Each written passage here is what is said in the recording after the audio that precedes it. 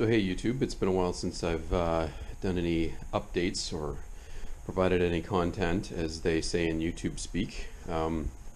Just a couple of things I was able to get done over Christmas holidays. A couple days we'll be back to work, back to the grind, but also back to, I guess, winter conditions like every Canadian. I can't help but talk about the weather, and we've had a really mild first part of the winter season, but the forecast is for some pretty miserably cold temperatures coming up. So this will probably be left alone for a while, because it'll be absolutely no fun working on bike projects when it's super cold in the garage. And secondly, when it's minus 20, that's when things tend to break when you're trying to work on them. So anyway, just thought I'd do a quick little update. Nothing too dramatic.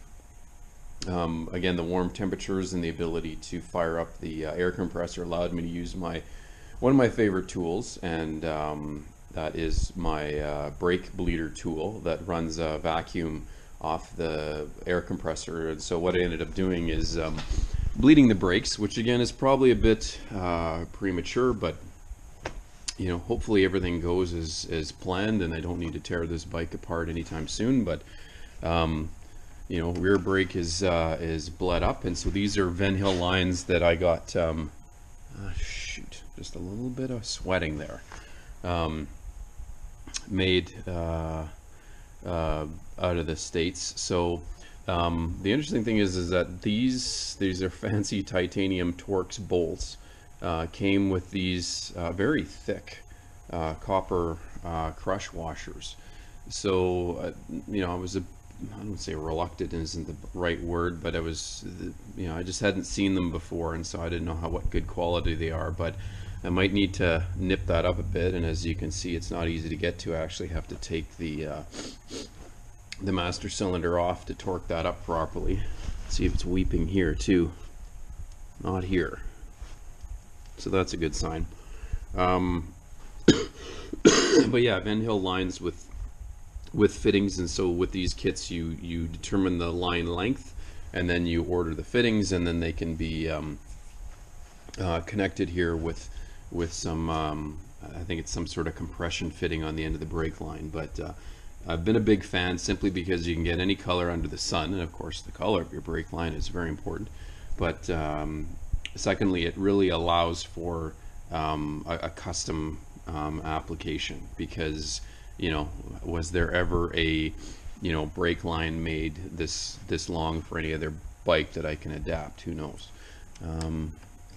Geez, better take a look at this too. Have I got a leaking brake master cylinder too? I guess I have to be careful. When it's this cold, some of the seals are going to expand and contract a bit, and you might get a bit of sweating. But anyway, like I said, I'll probably have to nip this one up a bit tighter here.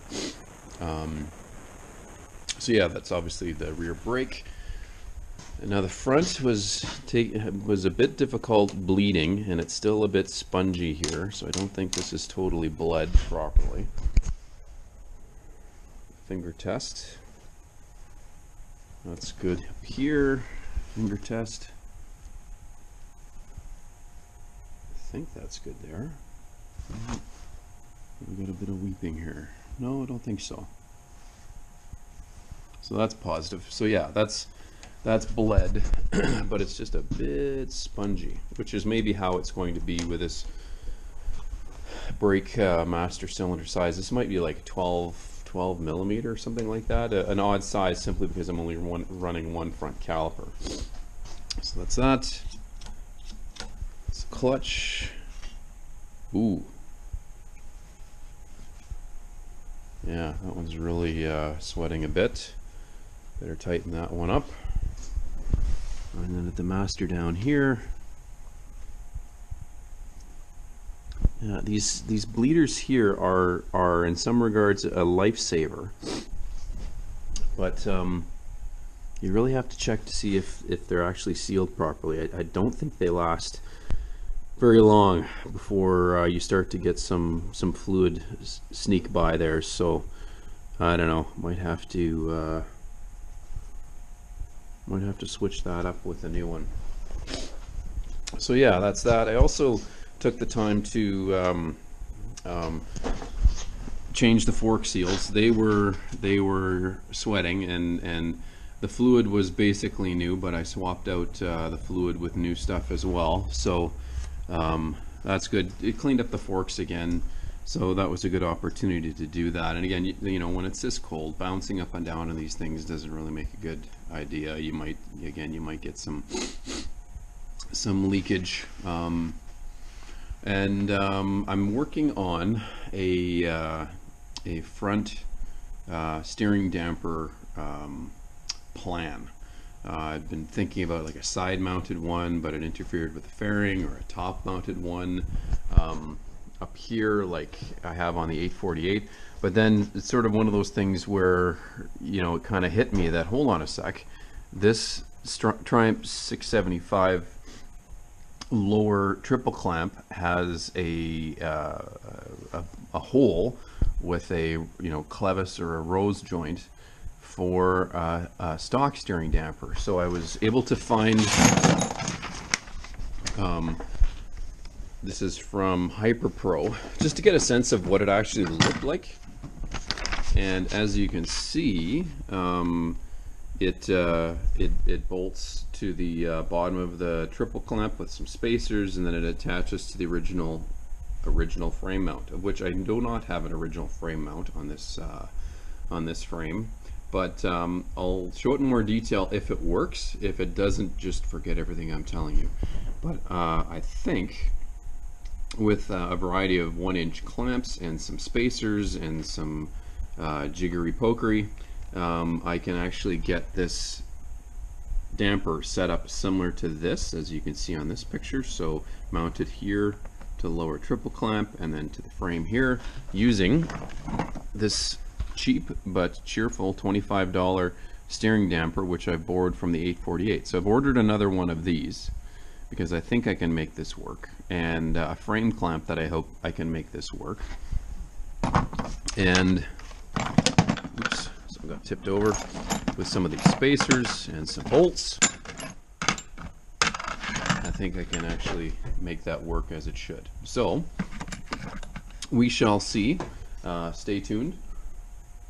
Hopefully in the next week or so, the rest of the parts come in from China, as they always seem to come in, and I'll see if I can actually make this work. So while I had it, I also I hadn't done this when I first did the dry build. I didn't grease the steering head bearings, thinking that this winter, you know, even though the bike hasn't really turned a wheel, I was going to tear everything apart and powder coat the frame. But that's a bit of a risk. I'm going to run it, ride it next summer, make sure that the thing actually works and stops and turns and all that sort of stuff before I tear everything apart and spend money on getting the frame powder coated, because I'm sure there's going to be some things that needs to be adjusted, or a tab welded or something like that. And I guess the final thing is I've got the FCRs back on and the proper throttle cable installed, and you can see how I've got it oops, set up here. So there's a nice little filter here coming out of the bottom of the tank with a dry brake quick release here. It goes up here. I don't have it installed just simply because I think over time, clipping and unclipping this piece here, that little O-ring there has it wears it. So I've got a couple of spare O-rings that are supposed to fit there just for future use if it starts to leak a bit. But these dry brake fittings now, they're just plastic Motion Pro ones, but these are $70 Canadian to get the dry brake on both sides. So I had that from a project from years ago. I'm glad I dug it up in my tickle trunk of extra parts. And I'll definitely be reusing that and keeping that going as much as I could. But I had these carbs off again.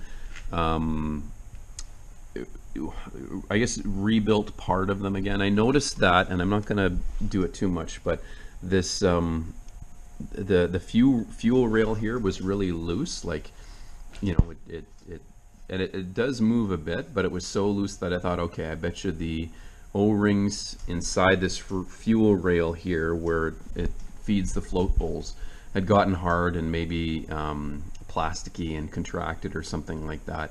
And again, that's when you put everything together and you're trying to get it to run, and you start to get some sweating or some weeping from the carburetors here. So while it's miserable and the bike isn't going to be running, I took the carbs off, split them again, put new O-rings in there, just to make sure that that's one less thing that'll have to be fixed once the bike is, ideally, cross fingers, up and running.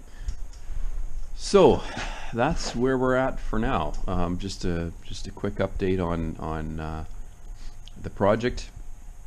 You see the fairings are up there, they're off. So yeah, at this point, I'm just going to be playing with that steering damper when it gets a bit more warm or able to work in the garage temperature wise, and I'll nip up these brake banjo bolts. Hopefully we don't have any more leaking, and yeah, we'll put the cover back on and wait for warmer temperatures or parts to show up. Anyway, thanks for watching these videos. I know, again, I'm a bit, I don't know, 100,000 short of getting paid by YouTube, but I know there's a few people watching this. Thanks for the comments, thanks for the likes, and yeah, we'll survive this winter, and look forward to having this thing running in the spring. And yeah, if I get that steering damper hooked up, I'll show it off and see how it works. Like and subscribe.